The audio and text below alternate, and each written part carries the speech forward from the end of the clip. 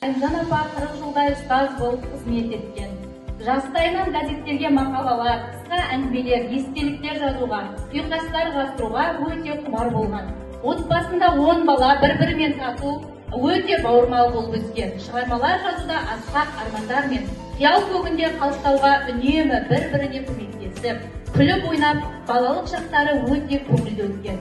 Шығармашылық жұмыстар олардың айнымас серіктеріне айналған. Ұстаз бола жүріп, педагогикалық психологиялық зерттеулер нәтижесінде оқу тәрбие жұмыстарын комплексті негізде жүргізудегі мұғалімнің рөлі атты ғылыми еңбек жазып, оны қорғап, оның білім саласында ұсынылғандығы Айымжан апа шығармашылығының биік шыңы деп айтуға тұрады.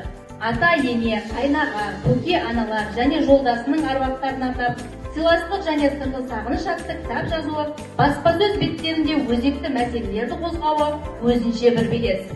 Ал кітаптар шығару, өлеңдер жазу, ән шығару, оны сазымен айту бүгінгі күнге дейін жалғасып келеді.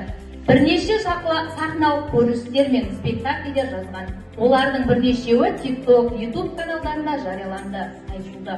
Жалпы Айымжан апа жақсылықтарды, әдемілікті, әдептілікті, замана талаптарын ұрпақтарына, жанына жақын жүрген дос-жарандарына өте шебер жеткізе білетін және соны жанымен қалайтын адам. Өзін сондай қарапайым, елеусіз ұстағанымен ішкі жан дүниесі өте бай, тума, қалан ұстаз. Ұстаздық еткен жалықпас үйретуден балаға демекші, әлі күнге немерелерімен де бірге ойнап, бірге жұмыс жасайды. Өмір жасыңыз ұзақ болсын, шығармашылық кешіңіз құтты болсын.